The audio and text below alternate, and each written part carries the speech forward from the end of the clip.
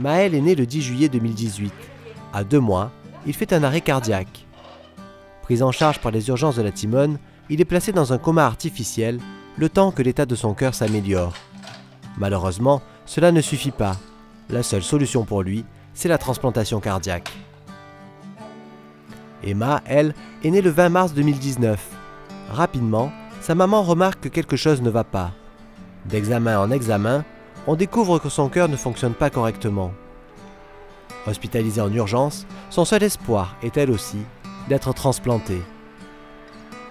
Après 2 semaines que je suis allée chez plusieurs pédiatres, un pédiatre m'a dit qu'il y a un problème avec du foie.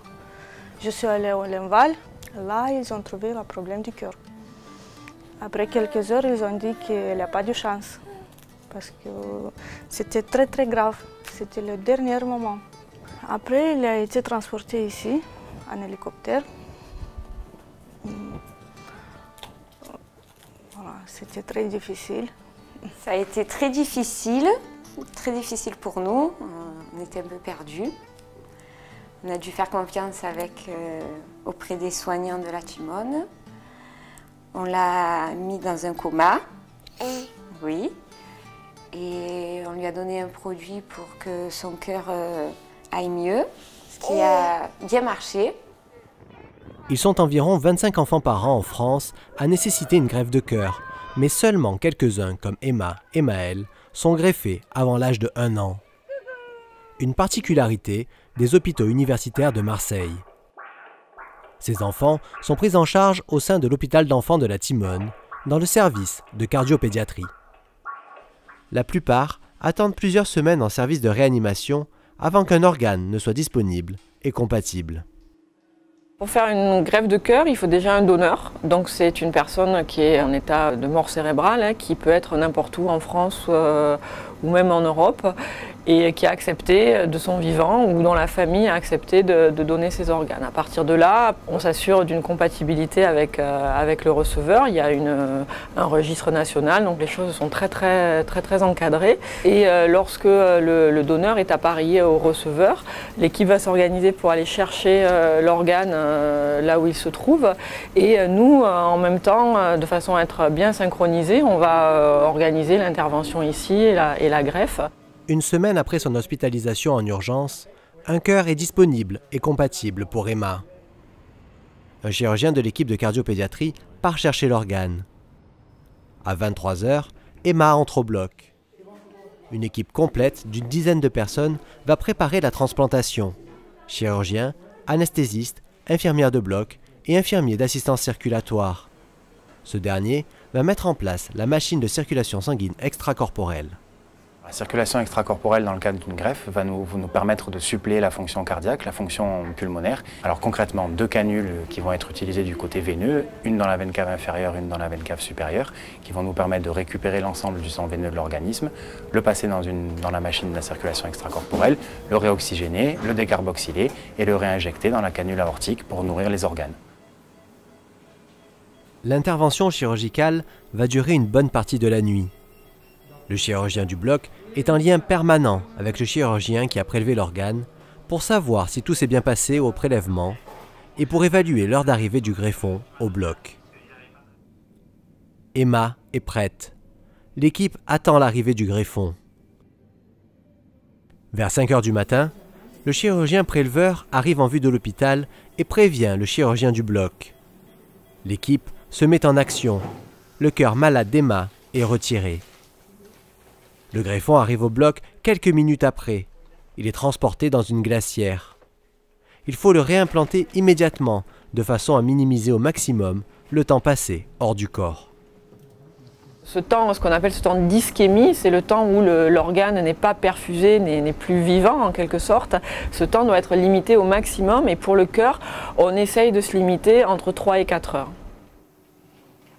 Le greffon, lorsqu'il arrive dans la salle d'opération, il ne bat pas. Il est conservé dans un liquide dit de conservation à basse température pour le protéger. Le froid, c'est une protection du cœur. Le rôle du chirurgien, c'est d'extraire le cœur malade et d'implanter ce nouveau cœur en faisant les sutures avec les différents vaisseaux. Hein. Et ensuite, on réveille le cœur alors, en le réchauffant. Hein. Le cœur se réchauffe, il recircule et petit à petit, il se met à battre. Et nous, on est à ce moment-là pour l'aider à battre un petit peu plus vite, un petit peu plus fort. Et une fois qu'on trouve que le cœur bat correctement et qu'il assure sa fonction normale, avec l'aide d'un peu de médicaments, bien on baisse petit à petit la machine qui s'est substituée au cœur et aux poumons de l'enfant jusqu'à ce que ce nouveau cœur fasse l'intégralité du travail. Une fois que le cœur a pris le relais, on enlève les canules, une petite hémostase chirurgicale, on retire la machine et c'est le cœur qui prend la suite. Au petit matin, vers 6 heures, le nouveau cœur d'Emma commence à battre dans sa poitrine. Après la transplantation, les enfants vont être suivis de très près. En effet, même si le nouveau cœur fait son travail de circulation sanguine dans le corps, il reste étranger à ce corps et risque d'être rejeté. C'est pourquoi les patients vont devoir prendre un traitement anti-rejet à vie. En fait, la transplantation permet de changer l'organe au moment de l'acte chirurgical pour une insuffisance terminale d'organe. Mais après, cet organe, il est différent de nous. Et donc, le système immunitaire va l'attaquer. Et en fait, les traitements qui permettent de préserver la greffe, les traitements immunosuppresseurs, sont donnés à vie. Donc, on traite une maladie non curable, mortelle, par une transplantation qui est une maladie chronique à vie avec des traitements qui sont certes très utiles mais qui ont des effets secondaires assez importants tels que l'insuffisance rénale, le déficit immunitaire qui entraîne des infections chez ces enfants. Donc le suivi est non seulement indispensable mais nécessaire pour assurer une bonne croissance, une bonne scolarité, une bonne intégration. Le suivi de ces petits patients est très important et l'implication des parents est indispensable.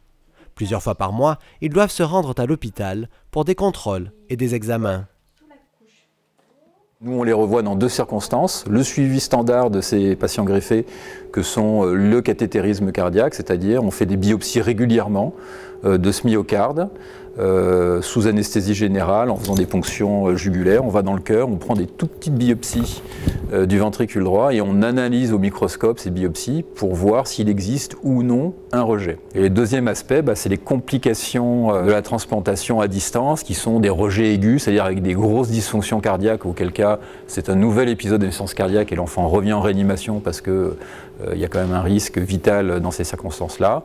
Et la deuxième circonstance, c'est les complications infectieuses sévères qui peuvent arriver.